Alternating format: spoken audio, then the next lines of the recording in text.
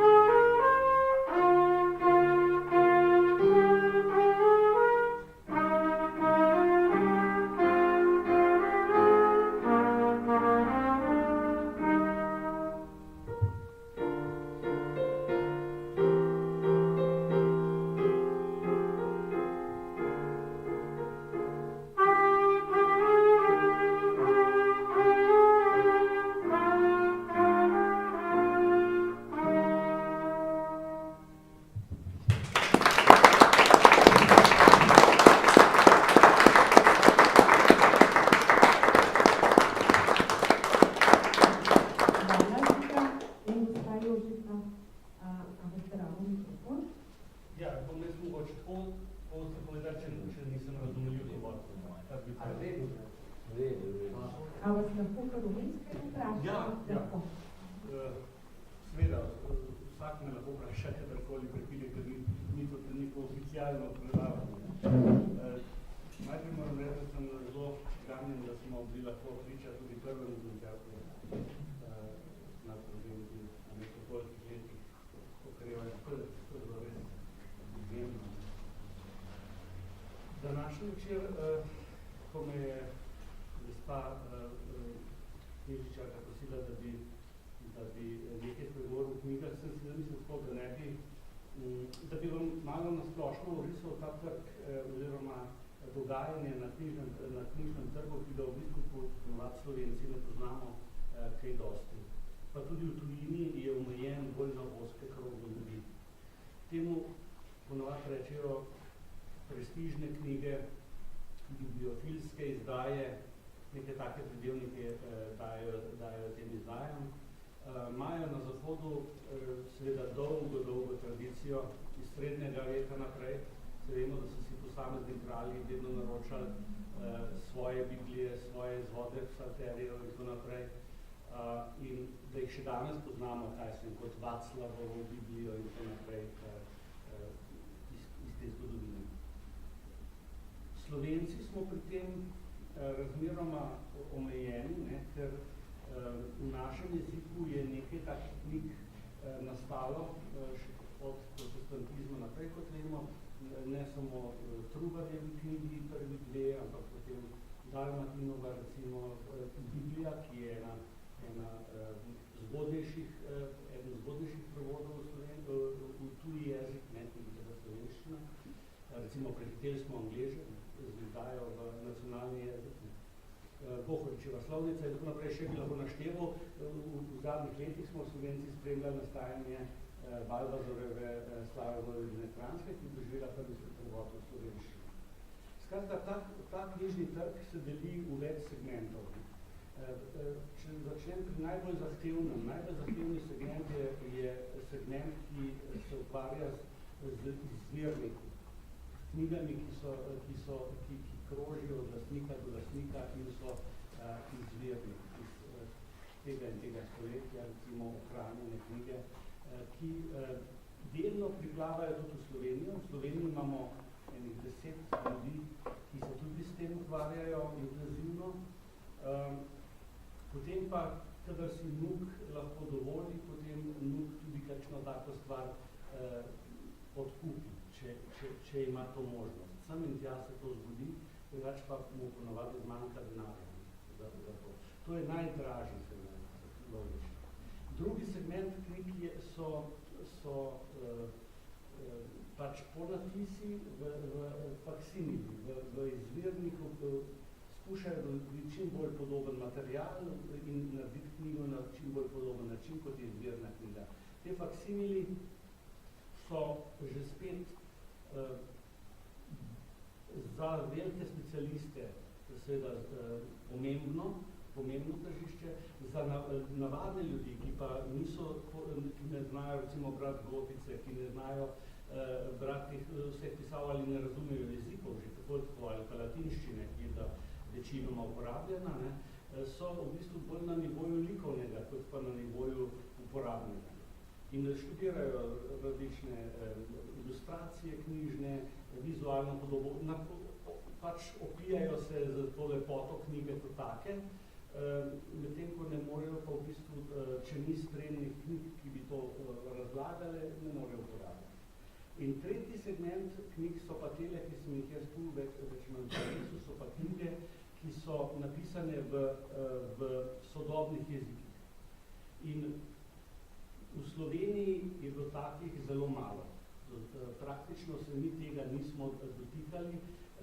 Se pravi, iz naše lastne zakladnice je bila Slava Vojvodine Kranjske šele pred kratkim prevedena, veste, koliko je minilo let, od 17. stoletja Valvazorjevega. Medtem ko drugih knjig, ki pa jih na Zahodu so stalno tiskali, izdajali, pa Slovenci nismo, ker niso pripadali naši tradiciji. Naši tradiciji ne pripadajo neke knjige, ki so delane na Škotskem, na Irskem, v Franciji, Severni Nemčiji, Skandinaviji ali pa tudi Italiji. In tako smo v bistvu začeli razmišljati o tem, da bi se mi začeli vključevati v projekte, ki niso faksimili, ampak so popolnoma nove knjige. To so knjige, ki so nastale v 21. stoletju. Pa so bibliofilske. Nekoč bodo seveda ostale z neko tako posebno, s takim posebnim statusom, se so natiskane v manj izvodih, kot pa recimo Dalmatinova Biblija. So natiskane lahko v 300 izvodih, lahko v 500 izvodih, lahko so natiskane v recimo 1000 izvodih. In njihova značilnost je ta, da so napisane v našem sodobnem slovenskem jeziku, to se pravi, vsak od nas lahko knjigo vzame v roko in jo tudi prebira. Tukaj imate, upam, da si boste lahko seveda ogledovali, ne samo danes, ampak tudi še kakšen drug dan, nekaj teh primerov. Čisto na začetku je Biblija, ki se imenuje Dunajska Biblija. Zakaj Dunajska? Zato, ker so v njej knjižne ilustracije, ki segajo nekje v 7. 8. stoletje in potem se raztezajo nekje do 15. 16. stoletja. Knjižne ilustracije so bile ena posebna veja umetnosti likovne, ki se je zanimivo najbolje ohranila. Zakaj? Zato, ker je bila enostavno skrita te platnice. Če ni knjiga zgorela, če jo niso vrgli v kakšnem pogromu proti knjigam na Grmado, ni bila izpostavljena ta knjiga niti svetlobi, ponavadi je bila v dobrih takih razmerah glede kline in ilustracije, ki so lahko stare 1000 let, so danes držarijo tako, kot so to takrat. Še posebej, če so z zlatimi folijami narejene, srebrnimi folijami, se je to ohranilo do današnjega dne praktično intaktno. Ampak problem je pa, da je ta. Noben od nas ne more iti v Dunajsko knjižnico, recimo ali pa v Dunajske arhive in reči, da je prines mi tele malo knjige, pa vnesi malo pogledati. To je nemogoče. V Sloveniji je edini človek, ki ima dostop recimo v Dunajske arhive, kadarkoli, lahko bi šla jutri, če telefonirala zdaj, je doktor Nataša Golob, profesorca na filozofski fakulteti, ki jo tam tako cenijo, da so jo rado odprta vedno. Še drugi profesori iz Slovenije zlepa ne pridejo do tja. Morajo veliko stvari postoriti, preden dobijo to dovoljenje. No in tukaj so pa strokovnjaki izbrali bisere knjižne umetnosti, likovne, in te bisere ukomponirali v skladu z vsebino v sodobno izdajo Biblije. V Sloveniji smo seveda se povezali s svetopisemsko družbo in pridobili standardni izvod Svetega pisma, zadnjo varianto, ker se stalno še kaj izboljšuje, zadnjo varianto tudaj, in ob ta standardni prevod Svetega pisma vključili te zaklade evropske umetnosti, ki segajo sveta, te dunajski arhivi hranijo knjige iz Flamske, iz vseh področij Evrope, tudi iz Češke, recimo, tukaj je precej iz Vaclava Biblije slik. Tako da bralec, ki to knjigo dobi, lahko prvič prebira knjigo, samo sveto pismo, in drugič si ogleduje slike, ki jih nikjer ni. V kakšnem katalogu sem in tja dobiš kakšno, ne pa toliko. Ta knjiga je bila izdana v 2000 izvodih in je potem bila tudi razprodana. So pa to oštevilčeni izvodi s certifikati in z vsemi potrdili, kar onemogoča založniku, da bi jo ponatisnil. Ker potem bi to izgubili ves smisel. Nobena od teh knjig, ki jih tle vidite, se ne more več ponatisati. Kar je. Tako da ta prva Biblija je bila naš poskus vstopa na to področje, ki smo ga vedno na zahodu, predvsem na Frankfurtskem sejmu, pa na drugih sejmih po Evropi, spremljali od strani. Vsakeč, ko si šel tja, si videl, sicer mi smo vse te druge knjige, smo Slovenci dobivali, in ta segment knjig je bil popolnoma za nas terra incognita. Nihče ni niti pomislil, da bi se to delalo v slovenščini. Tudi tujci nekako dosti časa niso, razen recimo Avstrijcev, teh naših, ki nas obkrožajo, če so bili recimo Irci, sploh niso vedeli točno, kaj je zdaj tole slovenščino, ne? Ki morajo razlagati sploh, kako, kakšen narod smo. In je bilo nekako kar težko priti v tiste kroge Italijanov, Nemcev, Američanov, ki držijo nekako celotno stvar v svojih rokah. Tudi Judi, ne, logično. No, ko je bilo to narejeno in potem to seveda, to je potem vezano ročno, ta knjiga, recimo ta prva Biblija je taka, da je za 2000 knjig so rabili približno 6 mesecev, da so jo naredili, ne. To ni tisto, veste, kot nas ko žepko ali pa neko žepnico, ko se pritisne, pa je 20 000 v enem podnevu, ne, narejenih. To se dela dolgo časa na specialnih strojih in potem jaz sem šel to gledati, to je bilo pri Augsburgu, v nekem majhnem kraju, je potem, oziroma, ja, to je bilo bolj bliž Stuttgarta kot Augsburga, no, ker so potem to vezali v eni majhni knjigoveznici, ki je družinska in ki je bila seveda obstajala že pred prvo svetovno vojno in še nazaj in zdaj že ena 5., 6. generacija te stvari dela. Značilnost tiste knjige je ta tudi zlata obreza, ki ima vzorc. Če si boste pogledali, ko je knjiga odprta, ne veš sploh, da je zlata obreza, šele ko jo zapreš, vidiš, da je. In ne samo to, zlato obrezo zna narediti vsak, tudi gorenjski tisk pri nas ali pa še kakšen drug, ne vem, Soča, ne si tiskarna zlato narediti. Zlato obrezo zna narediti vsak, medtem ko zlato obrezo na tistih mikronih folije z vzorcem je pa, mislim, da so v Evropi 3, ki to delajo. In eden teh 3 je tisti človek, en Majer se piše iz Eslingena je pravi prišel. To je prva taka knjiga, ki smo jo poskusili delati. Narejena je bila potem iz usnja, če boste si pogledali platnice, je to usnje iz nekih bavarskih krav, ne? To so se oni kazali, ne? To je tudi cel postopek. Vsaka taka stvar ima ogromno zgodb. Zdaj, oni jih mogoče malo kot eni rokodelci napihnejo, ali ti moraš to malo gledati svojimi možgami, ne? Ampak zanimivo je gledati, ne? To so krave, ki so izjemno velike in potem na vsakem mestu, kjer jo pa komar piči, je to ostane lukenca ranjena. In tistega dela usta ne more uporabiti. Tako da potem iz neke krave naredijo samo par knjig, razumete, ker bi lahko naredili ne vem koliko, naredijo samo par. In to so te zgodbe, ki zadnji pridejo, ki potem tudi dodajajo neko vrednost temu ročnemu delu. Drugi dve knjigi, ki sta tudi zdaj na Bledu, last knjižnice in vsem domačinom, vsem krajanom na voljo, da si jo pogledajo, sta pa te dve Leonardo in Michelangelo. Te dve knjigi sta iz nekega petoknjižja. 5 knjig so prvotno izdali v Italiji.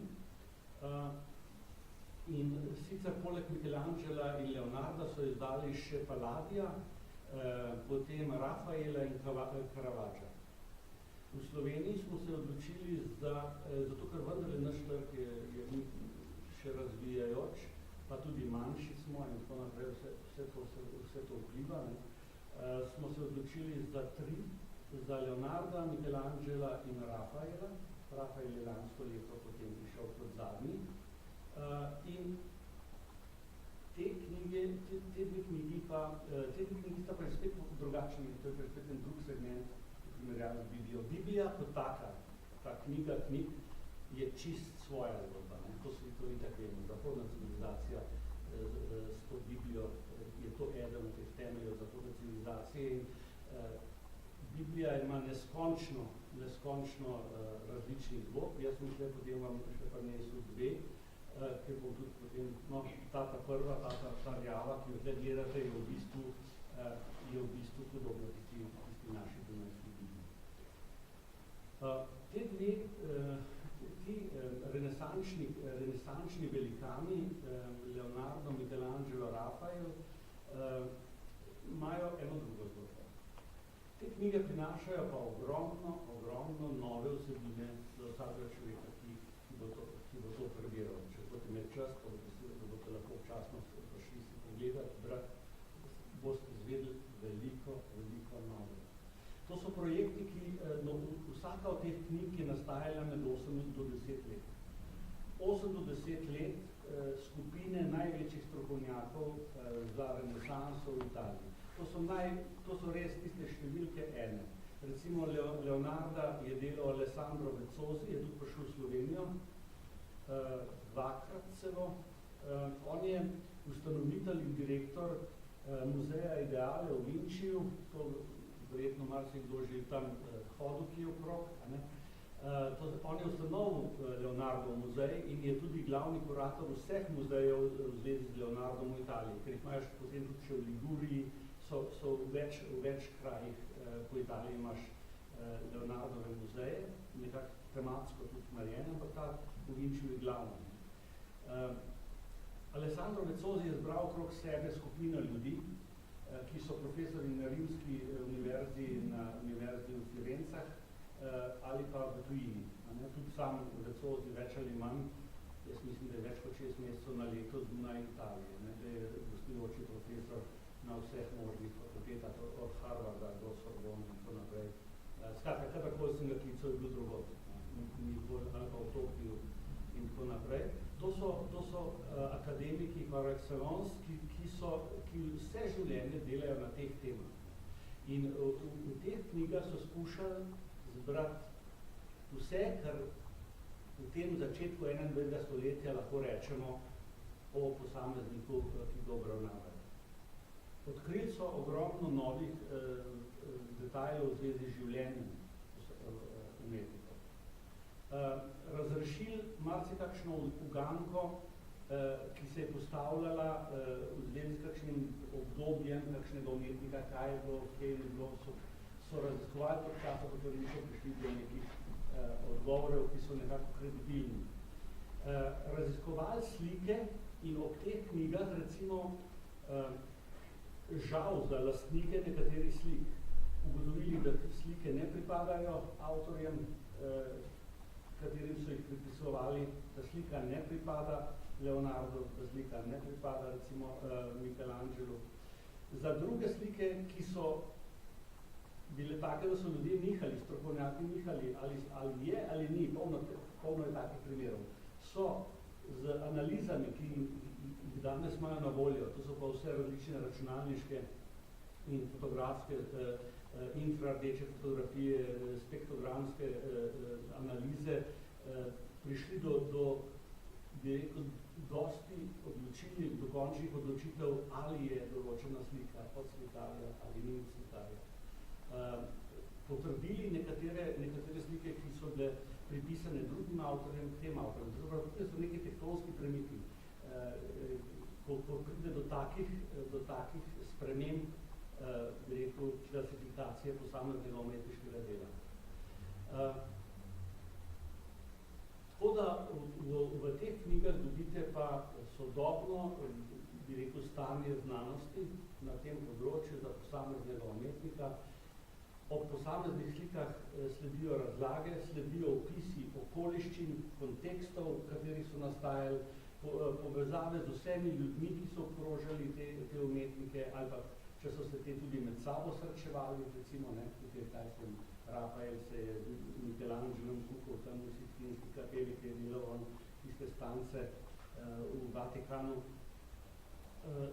Vse to oni noter prikažejo v nekih takih zgodbah, ki so zelo berljive in seveda zelo poučne, odpirajo ti nova znanja, nova spoznanja. Slike, tisk in to seveda v teh knjigah je prvovrstni, to je sedelano v tiskarnah, to je nekaj tiskarn v Evropi, ki se tega lahko loti, recimo v Italiji sta v bistvu dve, ne, ena je v Perugi, tam, da so bili zdaj že res praktično, oziroma tukaj v Markah, ne, druga je v Urbino, ne, pa Čita Ideale, italijanski, v Markah, papeško mesto, in tam se to tiska, veže se pa ponovno pri zasebnih, majhnih, specializiranih knjigovezih, ki delajo na praktično, recimo Leonardo je bil vezan na pripomočkih, se to ne mogo neki stroj reči, to je lesa narejeno, taki okviri, ki se noter da, pa stiska, pa papir, vsako stran posebej se noter daje, iz njegovega časa.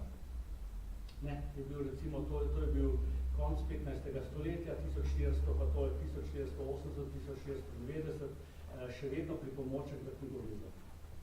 In na tem delajo, v Italiji je to pa še bolj ohranjeno, še bolj ohranjeno, kljub vsem vojnam, ki so bile na škornju. Tako da to je potem ročno vezano in oblečeno v primerjavi z Biblijo, da je še veliko bolj delikatno zadevo, to je pergament. Zdaj to, kar vidite Michelangelo, pa to je pergament, to je najtanjši, najfinejše obdelano usnje, kozje usnje, to je vse iz koz, tako je bilo tudi takrat. Na takem pergamentu je tudi Leonardo recimo sam risal. No, za Leonardo so ta pergament pridobili iz Afganistana, za Michelangela pa iz Južne Španije. In to pomeni, da je ne samo, da je tako stanjšano, to je vsak taka plahta tega usnja, pergamenta je 6x do 8x ročno prana in ročno krtačena z nekimi sirkovimi krtačami na poseben način, da potem dosežejo to finočo, kakršna je. Še več, ne, v Leonardo imate noter, boste videli, to boste potem lahko si ogledovali knjigo, imate noter tudi faksimile študij Leonarda da Vincija, različnih študij, tehničnih študij, študij človekovega telesa in tako naprej, ki jih hrani kraljica Elizabeta v gradu Windsor in ki na srečo takrat niso zgorele, ker se še spomnite, je bilo nekaj 15 let, je toliko hud požar v Windsor, da je ogromno knjig zgorelo, med drugim nažalost, to ni zgorelo in ti avtori so pridobili dovoljenje, da naredijo faksimile tega materiala, ki ga ima kraljica Elizabeta in to je narejeno noter tudi na pergamentu. To ni papir, to je usnje, kar boste imeli v roke. Tanko je pa kot papir. Zdaj sem prišel še do nekega preko zanimivega elementa pri teh knjigah, to je dostopnost nekaterih slik. Te dve knjigi recimo prinašata vrsto slik, ki do zdaj niso bile objavljene nikjer. Ali so bile v sefih v bankah skrite, ali pri takšnih zasebnikih, ki nočejo biti imenovani. Tudi noter, če bi šli gledati, boste videli, da veliko ljudi sploh ni imenovanih, ker noben ne želi, da bi ga vedeli mogoče za davčne uprave ali pa zaradi tega, da je ne bilo v Evropi. Vse podobno je v Sloveniji, tisti, ki so lastniki teh knjig, nočejo biti imenovani. Tukaj imate vi slike iz Amerike, iz Kalifornije, iz Kanade, iz Anglije, Švice, Japonske, Indije, kjer so lastniki dovolili, da njihove slike Leonarda ali pa recimo Michelangela ti avtori vključijo v knjigo. Teh slik ne morate videti niti, če hodimo mi v Louvre, pa v Uffizi, pa tako naprej, tega ne moramo videti, ker to je v privatnih zbirkah. Pri Leonardu je bilo še več, da so ob tem raziskovanju, to je trajalo 8 let, mislim, da je Vecozi po celem svetu hodil, da je našel potem v v Bernu, mislim, da je v Bernu, v neki banki, v sefu eno sliko, v kateri so ogromno govorili, pa je noben ne vedel. Polno slike tudi izginilo, ne.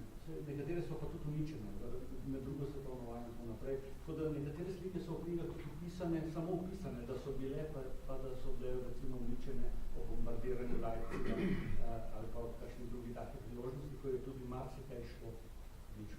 Ne samo to, tudi so recimo naše slike, ki so recimo v galerijah v Avstriji, pa so, ko so jih te našli vecozi in te je judovski lobby v New Yorku gotovo, da so to njihovi detke pobili tam v lagerih v Auschwitzu in tako naprej in slike pokradili in potem so pa prišli nekje na kakšno galerijo, polno je itak pokradenega po domovih v Avstriji, ne? Predvsem na Dunaju, so to največ pobijali ljudem.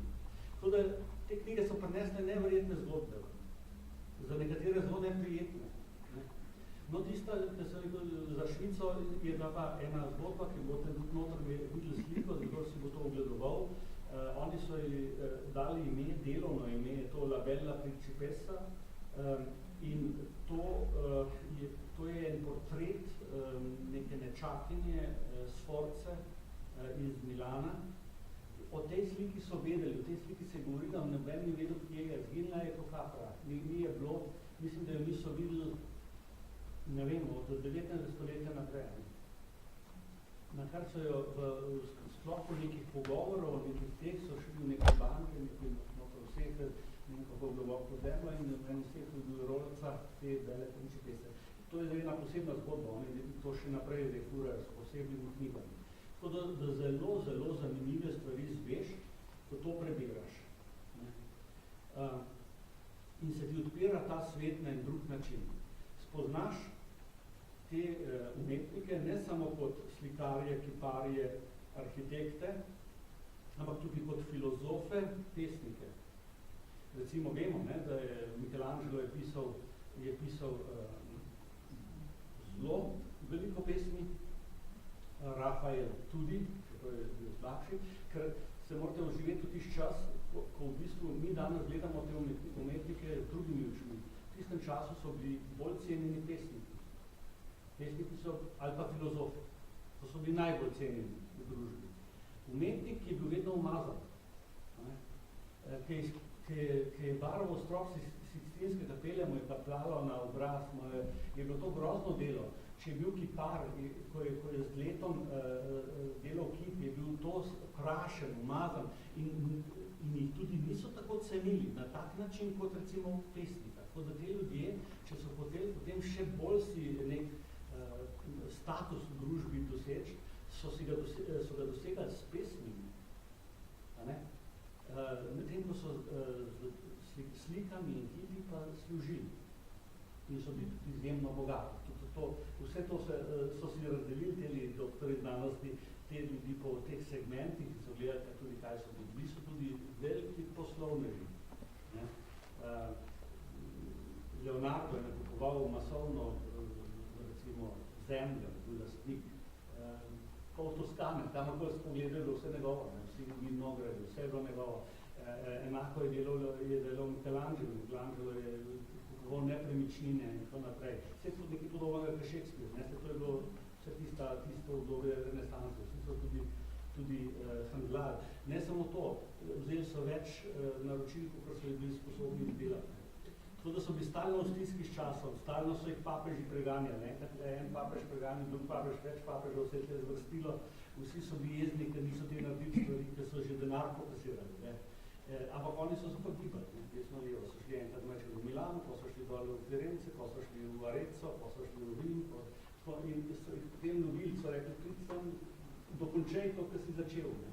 Te zgodbe tudi malo humorne, ali pa včasih pa tudi resne, vse to lahko zveste v teh knjigah. Tako da, to je ta segment knjig, ki pa je namenjen današnjemu bralcu, kjer ni treba, da si filolog, ki bo znal latinščino brati, pa bo znal gotico prebirati in to naprej, ampak v našem knjižnem jeziku lahko se podučiš o marsičem, je pa vse skupaj omejeno na majhne naklade. Pri nas v Sloveniji imamo 500 izvodov Leonarda in 300 izvodov Michelangela. Te izvode imajo pretežno privatni, zasebni. Nekaj jih je v knjižnicah. To se lahko pogleda, pa se vidi, nekaj jih je tudi v knjižnicah. Večinoma so jih v knjižnicah, nekaj so jih kupile, ampak nekaj so jih pa tudi podarili različni ljudje z različnimi motivi. Pri nas te knjige ljudje kupujejo iz različnih motivov. Mislim, da je na prvem mestu, jaz nisem spoznal čist celega vzorca teh ljudi, ker nekateri so zelo držijo zelo zadržano, ampak približno pa lahko rečem, da so to ljudje, ki kupijo knjigo kot neko, tisto rečemo, družinska srebrnina ali nekaj podobnega, ali kot neko darilo. Srečal sem recimo staro mamo, ki je kupila to svojemu vnuku, ki je bil zlat maturant. Potem je bila taka priložnost lahko poroka otroka, lahko je bil krst. Neke take močnejše trenutke v našem življenju, ki nekomu nekaj pomenijo, ponovadi te ljudje naredijo. Drugi so pa samo čisti bibliofili in zbiralci. In ljubitelji takih unikatnih ročno izdelanih knjig z nizkimi nakladami. Nekateri so taki, da želijo samo knjigo z določeno številko. Če tiste številke želi, potem knjige ne vzame. To se vidi, mislim, zanimivo je to, čisto kulturološko, antropološko, ki gledaš, kako funkcioniramo ljudje. Eni imajo to mogoče rojstnodnevni datum, eni imajo kakšen drug, eni hoče imeti samo številko 1 in tako naprej. Ne veš točno vedno, zakaj eno številko nekdo hoče, ampak nekateri so kupili vse te knjige, vedno samo v isto številko in se niso pogovarjali. No, to je recimo en tak segment, kjer počas, recimo tudi v Sloveniji napredujemo, nekaj migamo, nekaj delamo. Ponovadi ljudje nekateri to doživljajo na dva načina. Rečejo, joj, kaj je to drago, ne? To je čudno, ne? To ni v redu. Ampak te knjige spadajo v segment umetniških del, kot izdelki. V bistvu Italijani jim rečejo libri come l'opere d'arte. Knjige kot umetniška dela. To se pravi, uvrščajo jih na trg slik, skulptur, grafik, ali kaj za takega, umetniških del in skozi to prizmo jih moraš dojemati. Meni osebno je najbolj všeč to, da jih imamo v slovenskem jeziku. Celo življenje sem gledal samo v angleščini pa nemščini in sem bil vedno slabe vole. Vse imajo, mi imamo v slovenščini nič. Meni v bistvu poslanstvo se mi zdi, da imamo v maternem jeziku, si mislim, vse poprej toliko ljudi doseže vsaka knjiga, čeprav na vides izgledajo tako nekako ekskluzivne, skoraj nimam dostopa do nje, lahko tudi to si malo jezen mogoče, ampak po drugi strani, nekaj pa je v knjižnicah, nuk jih dobi itak po zakonu in tukaj so, eni dajo za kakšen motor nekaj več denarja ali pa za kakšen avto mogoče malo več denarja, eni dajo za to, eni imajo to za spomin, eni kot zbiratelji, eni kot naložbe.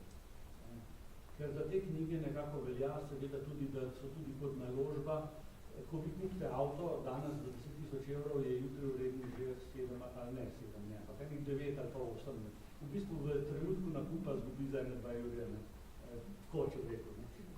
Knjige tega ne doživijo, takega paca. In seveda z leti pridobivajo to staro vino. Avto recimo, če smo pri teh materialnih zadevah pa skupaj. Ali pa tudi ne, če je spet avtarja, je spet druga zgodba. No, tako da imajo ljudje zelo različne motive. Mislim, da je vsak od njih čist spremljiv, se ima vsak pravico imeti svoj motiv. Čist v redu, jaz osebno sem pa zadovoljen samo to, da imamo v slovenščini. Vsaj nekaj. ker še vedno je človek žalostno, da vidi, kakšno bogatstvo je na tem knjižnem trgu, ki se ga v bistvu mi ne moramo nekako za to odločiti, ker pripada tujemu kulturnemu okolju, kjer razumeš, da bodo Irci takoj pokupili, ne? Kakšen Book of Kells, ali pa to so ene take knjige neverjetne, ne? Ki so recimo res fantastični, ampak v naši slovenski kulturi nam nič ne prinesejo, razen estetike seveda veliko. Tako da to poslanstvo mislim, da je predvsem v tem, da smo tudi na tem umetnem segmentu, vsaj z nekaterimi deli vključeni kot nekako enakopravni. Mi se tukaj, naše knjige se potem recimo izdajajo sočasno z, ne vem, kitajsko izdajo, angleško izdajo, francosko, češko, slovaško, ravno zdaj, ko gledam še par deset, kako je knjigi povedal. In mi smo tukaj zraven. Letos bo išla pa še ena knjiga, v bistvu v 3 delih, 3 knjige bodo išle o Sixtinski kapeli. Tle sem vam prinesel prospekt, v bistvu za to Sixtinsko kapelo. To je pa projekt, ki je delan v sodelovanju z Vatikanom in je samo v 2000 izvodih za cel svet. Recimo Leonardo je 5000 izvodov za cel svet. Michelangelo 5000 izvodov za cel svet.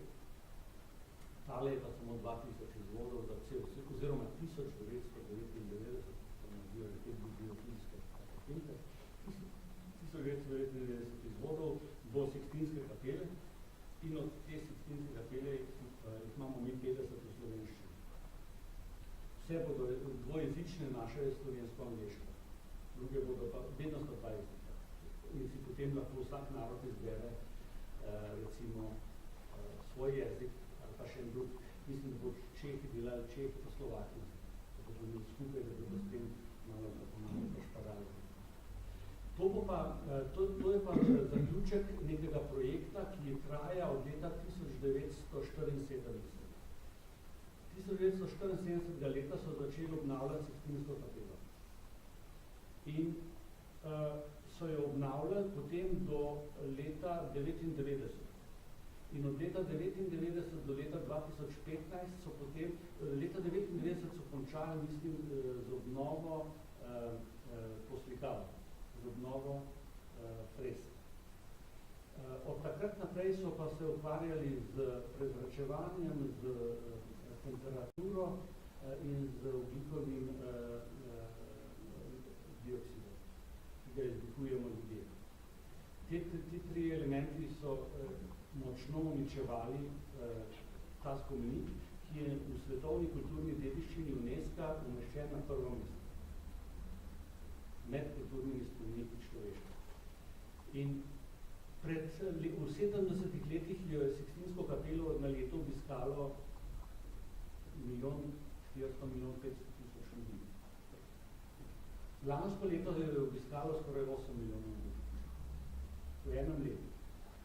In to je tako agresivno, da seveda tako kot marsikje druge, če ste bili v Milanu, kakšni tisti Kristus oprt, tako naprej, kjerkoli greš, imaš te probleme, da potem omejujejo dostope, zapirajo zadeve, zračujejo, imajo filtre za zrak in tako naprej. No in te so potem toliko let, od leta 1990 do 2015, urejevali eno po eno te stvari. In so v začetku leta 2015 stvari dokončali in takrat so začeli projekt poslikave Sixtinske kapele v celoti do zadnjega milimetra v razmerju 1:1. To je bil en strahoten projekt, ki so delali noči in noči, delali so 2 leti, tako rekoč, ker so morali vsako jutro pospraviti vse odre in vse, in ker so prišli obiskovalci ob 9 noter in ker so morali vsak večer na novo postaviti odre in nadaljevati delo. Mislim, to so take logistične zadeve, ampak mislim res v bistvu nore. In s pomočjo seveda vseh strokovnjakov in tudi različnih korporacij, tudi v Canon, mislim, v Japonski najmočneje odeležen, so so naredili potem to poslikavo, ki omogoča zdaj popolno rekonstrukcijo te Sikstinske kapele, karkoli se zgodilo. Skratka, do zadnjega lasu imajo posnete vse barve, vse kakšni tempi so, vse se vidi blizu. To so posneli in naredili v 3 knjigah. Ena knjiga prikazuje stranske poslikave, kjer so te Botticelli pa te drugi renesančni mojstri slikali. Potem sta pa 2 knjigi Strop pa Posledna sodba, sta pa 2 knjigi Michelangelovi, ki sledita tem stranskim in še pregrado in tla, vse to prikaženo. V teh knjigah bo pa na desetine detajlov prikazanih v razmerju 1:1. To se pravi, popolnoma, vi boste lahko to knjigo, če boste tisti, ki bo imel, odprli in bo potem še kot harmoniko raztegnil lahko ven in bo dobil takole veliko in bo v razmerju 1:1 slika recimo tistega prsta od Boga ali pa karkoli si boš lahko gledoval. Ko so to oni blizu gledali, so ogromno novih stvari ugotovili, ki jih do zdaj niso nikoli videli, kako je on delal, kako je Michelangelo risal, kako je imel šablone narejene, ki se še vidijo na teh slikah črtke od ogla, s katerim si je delal kulture. Vidi se, da recimo beločnica oči sploh ni barva, ampak da je samo tisti grunt, ki je pod barvo, da je samo pusto, sploh ni delal. Polno nekih detajlov so te umetnostni zgodovinarji odkrili in te detajle lahko bo vsak od nas, ko bo lahko, če bo to gledal, bo lahko pogledal v bistvu enako, kot je videl Michelangelo. Ker ti boš isto gledal na daljavo ene roke, ker je on s čopičem barve. Tako da to je nek neverjeten užitek, ki ti ga nudi. Jaz sem videl nekaj teh poskusnih stvari, ko so bile narejene, tole ni to, to je približek, ko smo mi delali, ne. To ni originalno, ne. Na podlagi nekaj slikam na naših strojih in tako naprej. In te knjige bodo pač letošnji šle in temi 50 vodi je tudi na enih 20 podanih, že zdaj, ne. S temi 50 vodi bomo v Sloveniji sledili drugim, ker Vatikan ni dovolil več, kot mislim, da 300 izvodov nobenemu, ker so radi Kitajci kupili vse. Je bilo tako je to in zdaj pa da tisto ekumensko Vatikana pa vendar je, da mora čim več narodov to dobiti in so naredili stroge omejitve in so omejili Angležem, omejili so Francozom, omejili vsem, da ima več narodov možnost dostopa do te umetnine na ta način. No, to je recimo ta zgodba, kjer bomo mi tudi zraven udeležili. Tamle vmes sem vam prinesel še eno knjigo Rdečo, ker vidite, ki pa mi jo ni uspelo nekako spraviti na slovenski, da bi jo imel tudi slovenščini. Jaz sem si prizadeval, da bi imel tudi njo. To je Biblija, ki se imenuje Beneška Biblija. Biblija di Venecija. In vse te knjige, ki vam govorim, vsaka ima neke zgodbe. Ne? To je ogromno v tem zgodba. Ta Biblija di Venecija je zgodba obnove pa bazilike Svetega Marka, kjer smo tudi verjetno vsi bili, ne? In ker vemo, kako to je, kako težko hodiš v tistem drenu, vse je malo temno, bolj, če ne greš gor na tisto rok, po balkonu hoditi, skoro nič ne vidiš. Zdaj že dajo ogledala, da takole ogledalo držiš, da lahko vrli, da še ti ne dobiš tle, ker sem šel in tako naprej. Za problem je, tako kot je tudi v Sikstinski kapeli problem gledati, ko se ljudje krvinijo skosti, nimaš niti časa, šundar je vse, premikati se ne moš. Oni so to obnavljali, če ste vi hodili, zdaj ne vem, to je bilo tudi po mojem, 15 let najmanj ali pa 20 mogoče. Če se spomnite, če si šel včasno v Benetke, stalno so bili oden tam. Stalno so neki delali. Te mozaike so obnavljali enega po enega, po času vsak biblijski prizor, tam je cela Biblija, to je bila funkcija teh fresk pa mozaikov. No in ko so to naredili, je bilo to To je bilo zdaj enih, ne vem, se hitro čas teče. Po mojem je 5 in 10 let nazaj so to končali. V dobi 5 let nazaj so končali to obnovo. Takrat so potem začeli iskati možnost, da bi to poslikali, da bi to lahko si ogledali. To je povezano s temi zgodbami pridobivanja dovoljen, ki so lahko v Sloveniji. Potem mora najprej papež dovolj, potem mora beneški patriarh dovolj, potem mora UNESCO dovolj, potem mora kulturno ministrstvo v Italiji dovolj, pa še so tam neka telesa. Jaz mislim, da so morali pridobiti 16 dovoljen, da so sploh lahko to delali. In so potem to naredili in so to poslikali s fantastičnimi rezultati. In v tej knjigi, če se bodo pogledali, boste videli prvič lahko v miru, lahko 10 minut gledaš, lahko pol ure gledaš, sploh ne nehaš gledati posamezno obraz, posamezno kompozicijo, posamezen prizor, si ga lahko tukaj ogledaš in ti zablešči, tako da bi, ne moreš nikoli ti Marko Baziliki tega, da si samo gleda. Na platnici je pa narejen en delček mozaika, ki so mu pa naredili iz moranskega stekla, tisti moranskega.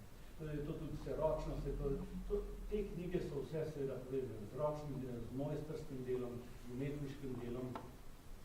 In je po svoje žal, da mi bi jo isto opremili, samo standardnim prevodom slovenskega svetega pisma, pa bi jo imeli, ker drugo bi pa imeli. Pa mesec, da se mi zdi, da je izjemno lepo delo. Tukaj je pa še eno tako delo, ki ga tudi v Sloveniji nimamo, pa sem tudi temu prinesel to, da si malo, da dobite, bi rekel, predstavo o tem, kako je. To je pa delo, ki se ukvarja z umetnostjo v piramidah.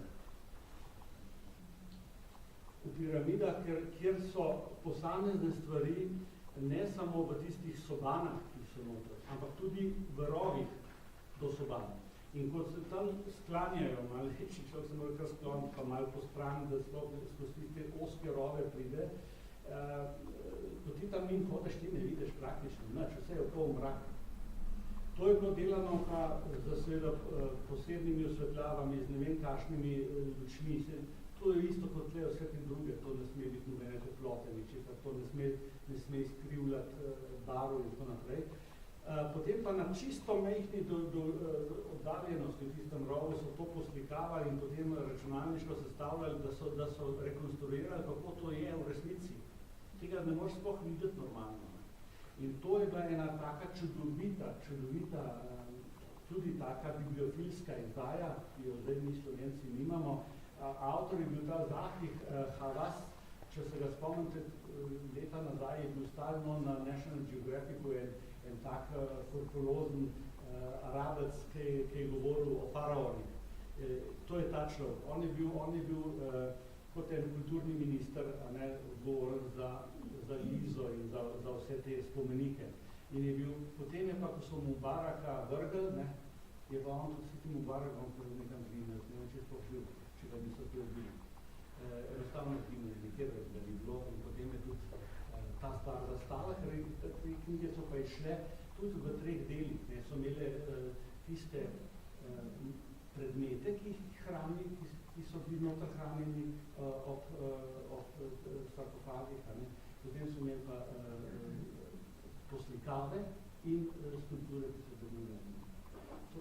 To je samo toliko, da imate vtis, kaj vse obstaja, ker v bistvu v Sloveniji nikoli do tega ne moramo prideti,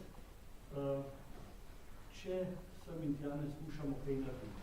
Še ena taka knjigca je, ki je v mestu verjetno s časoma napred vam prinesel, da jo boste imeli, pa bo marsikoga zanimala, ima naslov Le monete del tempo di Gesù, to se pravi kovanci iz Jezusovega časa. To je ena zelo zanimiva, to je tudi v Vatikanu nastalo, se Vatikan je v bistvu po tej plati izjemno aktiven. Ena knjiga, ki obravnava vse kovance, ki so cirkulirali v času Kristusovega življenja. In na tem območju, ker se je on gibal, iz česa sklepamo, da je vsak tak kovanc tudi Kristus zdaj držal v roki, ko je karkoli kupil.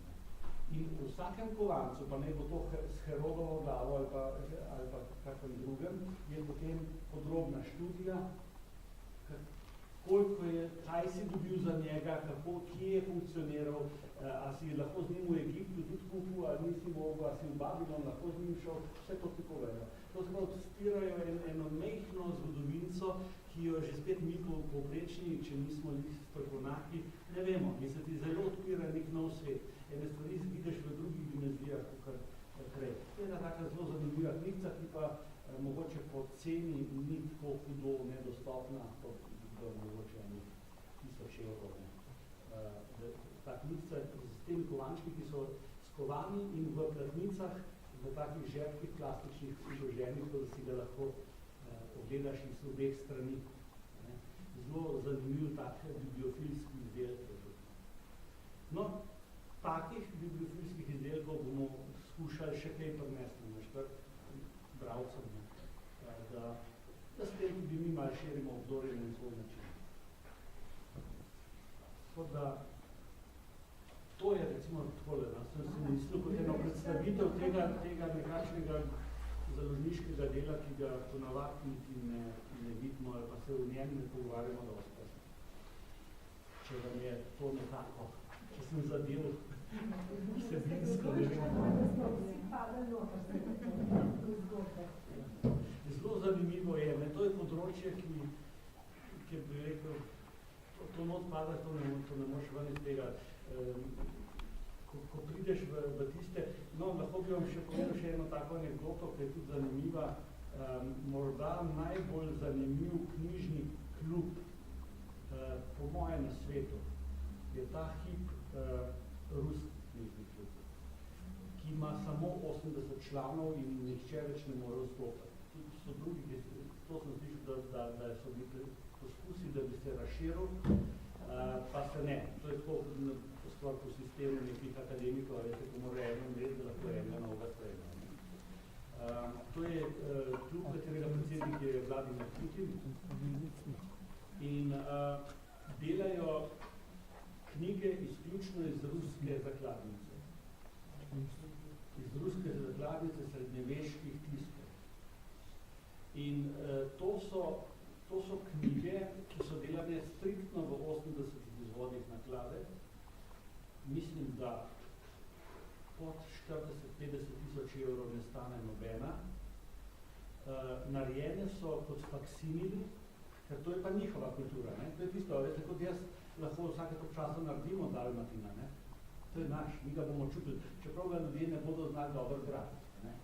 Ne bodo ga znali brati, bodo gledali, pa ne bodo, ali pa mogoče tudi Trubarja, ali to ne bodo mogli brati. Tako lepo, kar navadno našo sodobno slovenščino, ampak uživaš pa tudi vsem, da držiš Dalmatina v roki. Tako pa Rusi uživajo, da držijo njihove epe, njihove pesniške zbirke, imajo pa tako razdeljeno. Nekaj je njihova dediščina, na katero so ponosni izjemno. To je dediščina tam iz 15. stoletja, 13. stoletja, 14. stoletja. To je sakralno delo tistega časa. Potem pa pridejo tudi že prve, koliko pri nas, se razvijajo prve zgodbe. In te knjige so nekatere dobro ohranjene, one iz njih delajo te ponatise oziroma faksimile. Jaz sem imel ene take v roki, mislim, da so lahko 250 tisoč evrov, majhne knjižce, iz svile, vse iz svile, ročno tkano, vse je seveda ročno tkano, s približno manj kot centimeter velikimi majhnimi korniči, uštikanimi noter v takih vrsticah. En ovitek, ženska, ki štika, dela 6 do 7 mesecev, in to so same Vietnamke, vse se dela v Vietnamu, recimo, in to so gospe stare 70-80 let, mladi tega sploh ne znajo, imajo niti živcev, niti nič. Dovolili niso niti strojnega dela, niti slučajno, ali pa da bi to samo natiskalo, ne, tako kot je originalno. In to so jim naredili 80 izvodih. Tako da ta njihov trg vsako leto ta klub nekaj takih knjig naredi. Oni to delajo sistematično, to so pa te njihovi tajkuni, lastniki teh naftnih družb in to naprej so člani tega kluba. Je pa zelo zanimivo, po drugi strani se veste, če to vse vpišeš, ampak ostaja pa neka stvar, se veste, mi se vsi poslovimo iz tega sveta. Na knjiga bo tam ostala, tudi te tajkuni vreme.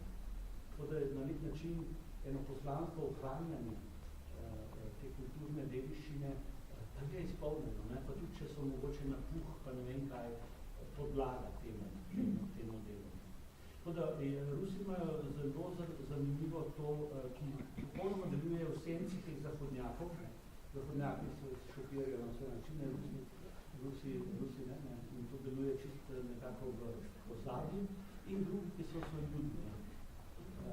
Izrael in njihova Tora v vseh oblikah tistih najstarejših, ki so jih našli, recimo, narejeno v usni, pergamentu. Jaz sem nekaj teh stvari slučajno videl in moram reči, da tisto je pa nekaj, tudi se pa zunaj formata teh drugih knjig, tudi teh zahodnih. To je pa še hujše. Ali pa recimo cela knjiga je narejena iz Pavlovega perja. Pavlov perje, potem pa posel po svojim pismi, za knjižne in to tam je nekaj iz Indije, tisto Pavlov perje morajo varjati. To je potem cela štala. Lahko to naredijo, ampak narejeno je tako, kot je bilo originalno. Tako da to je ta svet, ki je mečken nam oddaljen, tist najbolj dosegljivi delček nekako skušamo mi pripeljati k malo slovenju.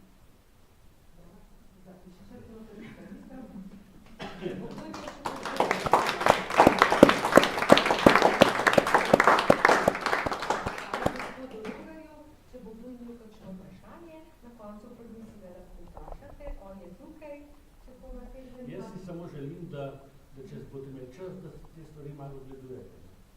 Da sem in tja pride, pa pogledate, ker knjiga v končni fazi to, ki se pa ne smemo bati, da se ne upamo prijeti, pa nima smisla. Knjiga ima smisel še, da ga izberemo, drugače pa to tudi nič. Tako da, zato sem vesel, da ima Bled nekaj, ker nima Ljubljana, ker Ljubljana nima vsega tega. Veste, Ljubljana, dobro, tele ima, ampak tele beneške biblije, pa tele dunajske tlele, tega do Ljubljana nima. Tega nimajo nekjer v Sloveniji, samo na Ljubljana.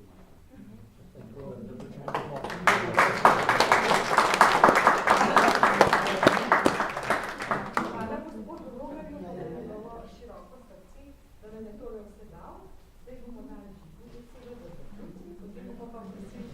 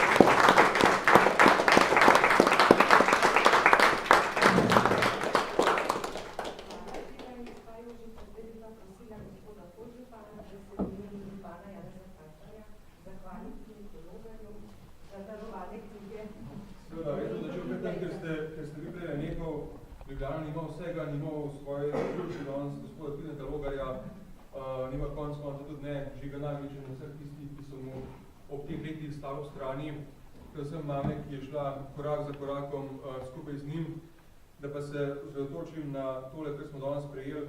Zagotovo se niti ne zavedamo mogoče, kaj smo danes dobili.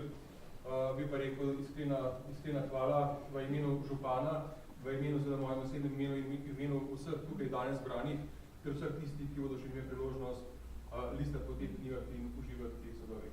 Hvala lepa in pa strani župana ena skromna zahvala za gospoda Logarja.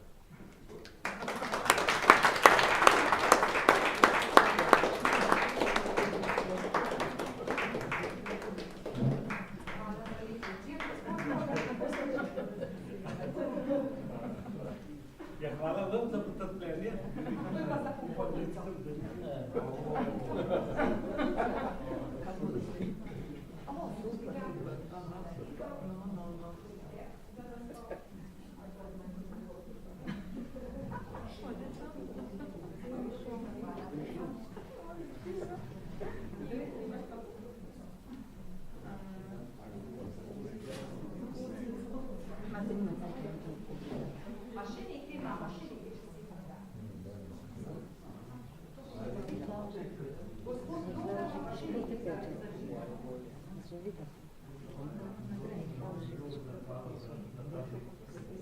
Thank